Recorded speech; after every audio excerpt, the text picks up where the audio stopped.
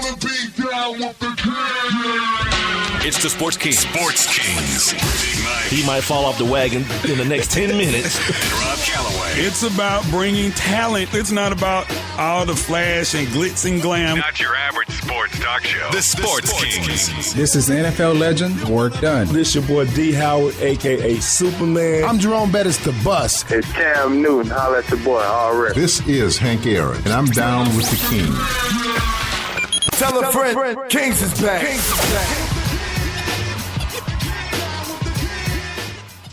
One hour down, 1 hour to go on this Friday. Thursday plus Friday. Right here on the Sports Kings podcast, I'm Big Mike. Rob Calloway's with me. The runner. I'm chewing down some Tums to keep from some of this. Yeah. Mike, you're the eater. We're not eating. Tums for all this reflux that's going on around here. Anyway, we're being heard on Spreaker.com, or if you don't downloaded the Spreaker app for your iPhone or your Android device, we're there too. Also, we're on social media on Twitter, Instagram, and Facebook at Sports Kings Live. We're also on email, sportskingslive@gmail.com. All right, the Deflategate scenario or saga, whatever you want to call it, continues, and we kind of recapped and gave our opinions on that in the first hour, as well as a bunch of other foolery that I dare not recap because, quite frankly, I don't remember all of it. But moving on, we had some basketball yesterday. But before we get to that, a couple things that I did not mention yesterday and something that was going to go unmentioned today. The first thing is the NFL competition committee will meet to discuss the extra point ruling. There are 3 proposals on the table. The Patriots have one that says kick the ball from the 15 for the 1 point, line it up on the 2-yard line. Yeah, on the 2-yard line for the 2-point conversion. The Philadelphia Eagles have a proposal as well that says same thing, kick the ball from the 15 for the 1 point, but they want to line the ball on the 1-yard line for the 2-point conversion, and in addition, revert to some of the college rules. Whereas if you throw an interception during your 2-point conversion, the other team can return it for 2 points exactly. Or if you fumble or any type of turnover, the other team can capitalize and score points off of your missed opportunity. And the competition committee in English has a proposal as well, and it's more so along the lines of the Chip Kelly proposal minus the returnability part of it. I think I said all that right. I wasn't reading it. I just went by memory. Off the dome, son. Turn me up. Hey, turn me up. Turn the beat up. Off the dome. Off the dome right now. No, I'm not going off the dome. Did you ever look at that thing I sent you? That those like the greatest hits from the basement with Big Tigger? The greatest what? The greatest hits from the basement with Big Tigger. Did you see that? Oh, yeah. You look at the it? Deadspin thing. Yeah, that was awesome, right? Yeah. Yeah, that was pretty. Yeah, killer. Like, man, I'm tell you something real quick. I get that from you saying real quick. I don't have to be quick. You don't have to be quick, Rob. This is our show. Yeah, it doesn't have to be quick. We can take as long as you want to. Just make sure it's entertaining. Killer Mike is one of Atlanta's lost treasures, man, when it comes to the rap game. He loves. I mean, we know him. And we know how ill that dude is as a lyricist. But like the nation, once he had that kind of, that riff with Big Boy, man, Mike kind of started, we got on like the mixtape thing, and he didn't have another real album after the Monster album. They did this, he just went on this world tour, this European tour. What was the world tour? Well, him and his white guy, I can't think of what they call the tour. But he was over in Germany and London, everywhere. Yeah, man. I feel like the game missed out on Killer Mike. He was one of the I met him. Not even met. That's not even the word. We rode around the city for a whole day with him at my first job. It was the first actual promotion that I proposed myself, and then my homegirl. It was called Crash Your Queue, and then subsequently after that, everybody started doing it, where you just show up at somebody's barbecue on like Memorial Day or something with the radio station, you kick it with them. Right. And we did like 4 of them that day, dude. And my homegirl knew a chick named Kira that was working with Organized Noise. She was like the A&R or whatever. And the Monster album had just came out. So she got Killer Mike to just ride around with us all day. Like all day this dude spent with us. We got to take pictures with the Grammy and all that, man. It was ill. And that dude was as cool could be, man.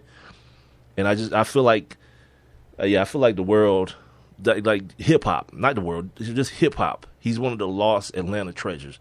Because like as far as lyricists go in Atlanta, I think generally you think of Dre and T.I.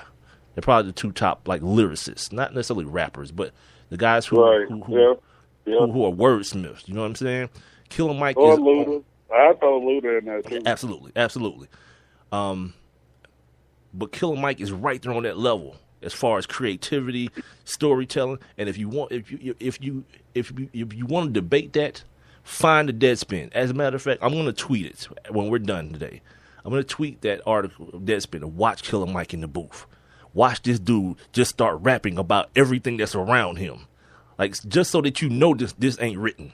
He just starts rapping about the stickers that are on the speaker. He starts rapping about posters that's on the wall. Yeah, man. See, that was the one. That was the one where Tigger was still hosting, but it was one that when David Banner was hosting right there at the end of that whole little Rap City run, where Big Boy was promoting Purple Ribbon All Stars. That it was Big Boy, Killer Mike, Bubba Sparks. And there was a couple other dudes that were in the booth. And oh my God, Killer Mike exposed all of them. I'm telling y'all, man. I mean, Big Boy had the weakest freestyle out of the whole Purple Ribbon. It was like, yeah. Matter of fact, Killer Mike started rapping right after Big Boy. And then after the other 2 people did they rap, he came back. And closed. Yes. yeah, dude. Like, yeah, the country, man, hip hop just didn't get, because now, man, Killer Mike is like an activist now, man. He's like a dude who's on CNN. I think he has a class at Morehouse. I think, you know what I mean? Like, this dude teaches a class, man. So big up to him, man. I actually grew up with his sister, his half sister. She went to my high school, and, well, those stories won't be told. I'll tell Rob off the air about those stories. Because I can't just big up this dude and start, dogging her sister. Not dogging her. Nah, not that. I wasn't dogging her. She was, anyway. The other story, not real quick, but the other story is Brian Banks. For those of you who may have forgotten who Brian Banks is, he's the young man who was wrongfully convicted of Chicago for life. He was wrongfully convicted of, that's Jesse Tuggle. Stop. He was wrongfully He was wrongfully convicted of rape when he was a teenager. He had already committed to USC to play ball. He was like one of the top recruits in the country. Like 10 years later, he was exonerated because the dumb broad walked into somebody's office, his lawyer's office, and didn't realize she was being taped. Her whole thing, she was recanting and saying that she wrongfully accused this kid. Then he got released. Oh, boy, do you remember we saw what that girl looked like? Like, oh my God. I'm getting to that too. I am getting to that. So he then had a tryout with the Seattle Seahawks. If you remember, Pete Carroll was the coach of the USC Trojans, so it all fit. But then he actually went to camp with the Atlanta Falcons right down here in Atlanta.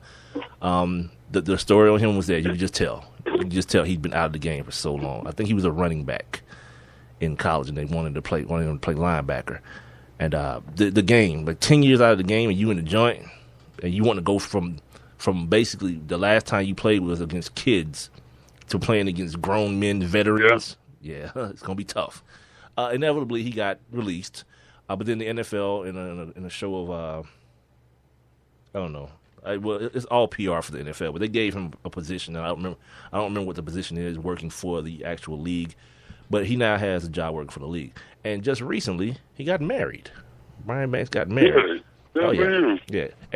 And as Rob talked about, she's a major upgrade, and she's very different from the bust down who got this dude through to the pokey for 10 years for nothing. And she's a pink toe. So hallelujah. Good for him. She almost looks like Jessica Alba, dude. Like, I love Jessica. Not Jessica Alba. I'm sorry. Jessica Biel is Justin Timberlake's old lady. That's who I like. I like her. Well, you know what? I'm gonna tell you though, man. If he's still living out in Cali, or if that's what he's doing his thing, I'll just tell you that West Coast did give you a whole nother breed of female. Like, I'm gonna assume he's in New York though, because he's working for the league. So I'm gonna assume he's working at the league office. That's my assumption. New York could do it. New York could give you that too, but I'm leaning toward that he probably met this chick at home. Yeah, she's well, maybe not. But they got some flavor out there. I only saw the headshot. They took like a selfie, looked like they were on the airplane or something. But yeah, I was like, good for you, homeboy. Get it how you live. You know what I mean? Because now that's all. It's time now. YOLO. Time now. You just spent a decade in the joint. Yeah, you gotta make up for all that time. You know. And what better way to get back at the man? Nah, I'm playing. No, don't co-sign that, dude. Get her 40 acres and give her your view. Don't co-sign that, dude. Don't co-sign that stupidity. Yeah, get her 40 acres. All right. All right. Moving right along here. I just want to get those last two NFL stories out of the way. And there's a little bit of an NFL twist to one of these, to this Hawks Wizards game as well. So we'll kind of incorporate it all into one ball of wax here. Like I said, moving on here to the Hawks Wizards game. If I can, I'm doing the stuff on the fly, you guys. So if I can pull up the score real quick here. That's what I'm looking for. Scores and schedules. 82-81. Thank you, Rob. Now this damn video is gonna play, isn't it? No. Okay. Yeah, that's like a college score too, by the way. Like this game last night, the Hawks went I think 6+ minutes in the fourth quarter without scoring a damn point, and they won the game. What? Yeah, I'm so good on that. And by the way, here's how it sounded.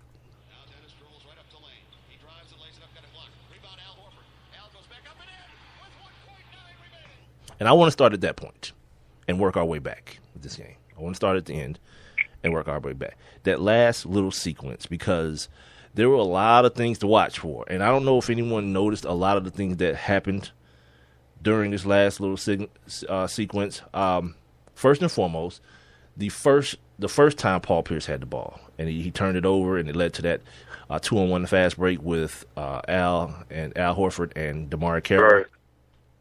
I felt like he was fouled. He did get fouled. I felt like Kyle Korver chopped the living hell out of his arm. Yep. And it was a no call and a play on. Okay, so then the Hawks go down and go up by 2 at that point, right?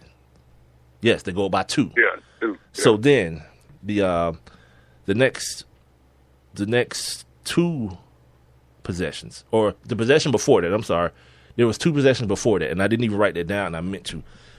Coach Budenholzer made an adjustment. And he put the junkyard dog, DeMar Carroll, on John Wall full court. He put pressure on him full court to make him change direction and dribble that basketball with that left hand. The first time he did it, the first time down the court, 24-second violation. The second time he did, turnover. It was the one where it went off of Bogut's foot. Oh, actually, it wasn't a turnover. It should have been. Ball went off of Bogut's foot. Referee. And they called a jump ball. Yeah, he's sitting right there looking at it. They ended up getting the jump ball, but they ended up missing the subsequent shot. And I thought that was brilliant. Now, here's the thing. It's something that you can't do. Obviously, you can't do it for 48 minutes. But spottily, you put your best defender on that dude and say, now play ball. You know, we're not going to give you all that damn respect because you're so fast and you can blow by us in the half court. Whatever. If you blow by me in the full court, I can catch up to you. I thought that was a brilliant one. I don't know how many people noticed that happened late, but I thought that was one of the good coaching adjustments that were made on the fly. Well, how about this, Coach Mode? The last 4+ minutes of the game, and your all-star point guard is sitting on the bench. Oh, yeah. Yeah. Your all-star point Yeah, guards. yeah. And then, dude, I heard today that